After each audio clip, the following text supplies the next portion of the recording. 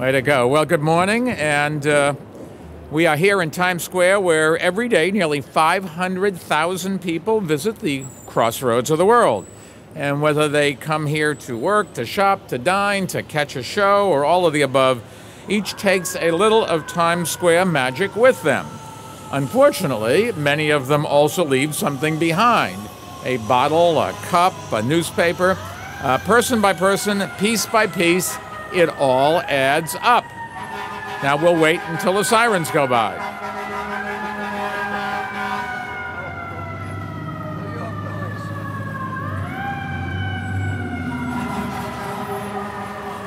Okay.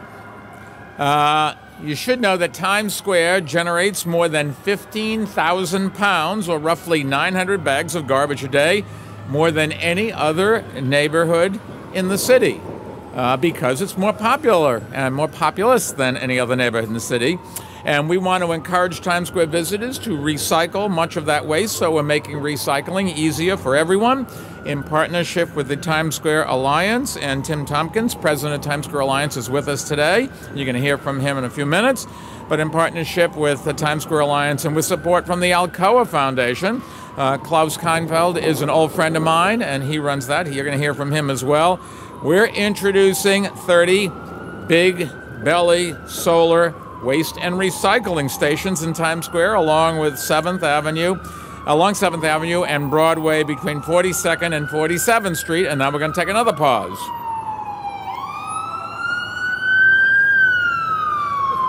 They do call it the crossroads of the world.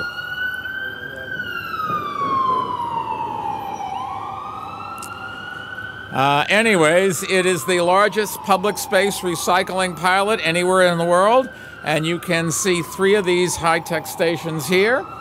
Outfitted with solar panels, they will not only compact trash, they will also send a wireless signal to the Times Square Alliance workers, alerting them when their bins are full of trash and ready to be emptied. And that's going to make managing waste in Times Square more efficient. In fact, because they compact trash, the BigBelly solar stations we're announcing hold 5 times the amount a traditional sidewalk receptacle holds, and they will replace something like 53 such bins. And that increased capacity, along with the smart technology that lets you know when to collect waste and recycling, means that our trucks will use up to 80% less fuel on pickup and have fewer trucks, so fewer traffic jams.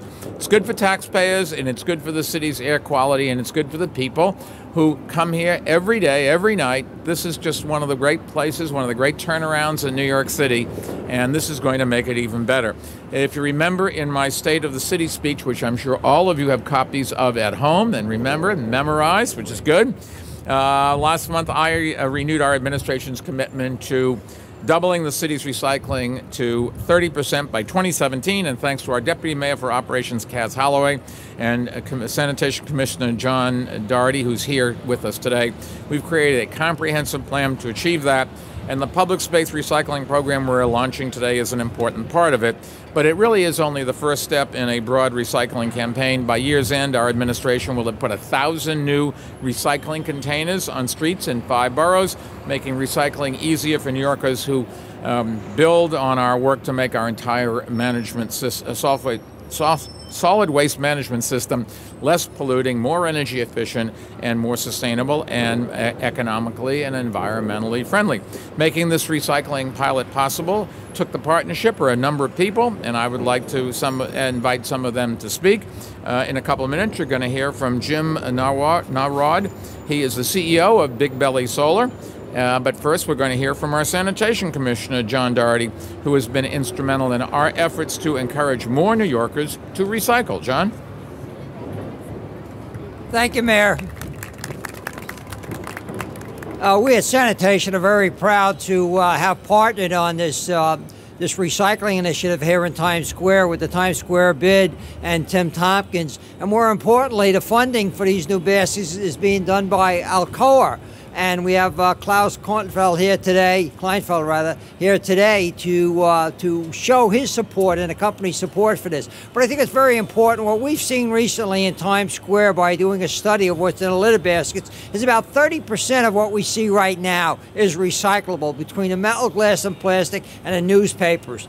And when you see these containers out in the street here in Times Square, where you see 500,000 people a day coming through in the crossroads of the world, what better venue to show the public and everyone around the world what New York City is doing on recycling, particularly in the street. It's an education tool that people can see every day. And we're hoping when they come up to these 3 containers and they have something in their hands, they think about it.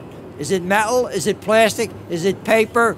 And hopefully most of it will be that, and they'll end up with the garbage in the compaction unit. So I want to thank everybody that's involved in this program, and we're really, really happy to have this as our venue to highlight recycling in New York City and attaining that 30% goal by 2017 rather. Thank you very much. John, as you know, BigBelly Solar is a global leader in helping cities to develop innovative solutions to waste management and recycling. And it is my pleasure to invite BigBelly CEO Jim Norrod to share a few words. Jim, congratulations. Hope this is phenomenally successful. You make a lot of money, pay a lot of taxes, and get a lot of trash on trucks off our streets. So thank you. What else can I say with that advertisement? Not much else to say, but thanks for having us. We're glad to be here. Our focus is to make a very positive impact both on smart recycling in New York City and certainly in the environment. Our customers, all of our customers, they have to pay to get rid of trash, but when they have recycled materials, they actually can make money on that. So it's really good for our customers from a fiscal standpoint, but just as important, it's great for the environment, it's great for sustainability. It's certainly great that we can actually optimize something called diversion. It's a very important word. Diversion really means that we can now convince people walking through this area to actually put these devices in the units, put the plastic in the plastic, put the bottles in the bottle area, paper in the paper area, and not put it in the trash, because the trash has to go into landfills. And we don't want to do that, all right, because that's bad for the environment. So we want it to be diverted and reused. And that's very important. It's very important for the city. It's very important for the environment.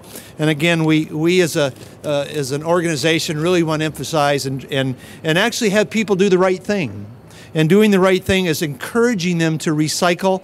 And this is what this is about, encouraging them. And as I said, it's going to make New York City a cleaner, a more sustainable, and a more beautiful area, and which is important to all of us. So I'd like to thank the City of New York, thank the Mayor, the Alcoa Foundation for promoting this. It's promoting recycling in public places. It's going to be good for all of us, as I said. And I especially like to thank the Times Square Alliance for sponsoring this as well. No better place in the world to demonstrate recycling than the busiest, most visible square in the world, crossroads of the world. So again, thank you. Thanks, Mayor. Thanks to all of you. Jim, thank you. Klaus Kleinfeld is the CEO of the Alcoa Foundation, which is funding this project. Klaus, thank you. All yours. Right. Okay. Well, in fact, Paula Davis, this lady, is the CEO of the foundation, and I still run an aluminum company. So we're very happy to be involved in that. Obviously, this is very dear to our hearts, sustainability, because aluminum is infinitely recyclable. When you throw a can back here, 60 days later, it comes back as a new can. But obviously, it only comes back as a new can if it doesn't end up in landfill, right? And if you look at the recycling rate of aluminum and other things here in the US, it's pretty low. It's in the 50%, whereas in other places it's above 90%, and that's what we can get better on. And as has been said before, this is a great initiative. We're happy to be involved, and there's no better place than Times Square and New York, and we really want to thank the mayor to take the initiative to make New York a place where we are forward-looking, where we put recycling and sustainability on the map. We're happy to be involved. It's great. And on top of it, let's recycle, let's put cans in there, and let's bring the value back. Thank you. Klaus, thank you. Earlier I said that Times Square generates more waste than any other city neighborhood, and that is true. But the new Times Square is also one of the top shopping locations in the world. And both of those things are because this is where people are. Lots of people. Times Square Alliance is central to getting these people here, making them have a great experience, and going back to wherever they came from, whether it's here in the city or here in the state, here in the country, or around the world, and saying, this is New York, it's wonderful, it's the crossroads of the world, it's the place to be. So I'd like to invite now the president of the Times Square Alliance, Tim Tompkins, to share a few words, and he's going to tell us how he does such a great job. I want to start off just by thanking the folks from BigBelly for your persistence and your patience, but most of all for your product. We're really, really excited about this. We've been talking about it for a long time, but from the moment my VP of Operations, Tom Harris, saw this product, he thought this could really be something great for us. I want to thank the commissioner and all of his amazing crew at Sanitation, not just for this, but for what they do year-round for Times Square and all of New York City. Really extraordinary. I want to thank Deputy Mayor Kaz Holloway. What really got this going was when I heard him give a speech where he said he was obsessed with trash. And I said, if you're obsessed with trash, we got to talk about Times Square because we have a lot of it. And so he really got that going. Finally, the Alcoa Foundation, without your vision and your leadership and your willingness to take a risk as we pilot this program, which hopefully will expand, this simply wouldn't have happened. And finally, thanks to the mayor for making this city cleaner and better and safer, and most importantly, greener in so many ways, from these plazas to this recycling program. Thank you.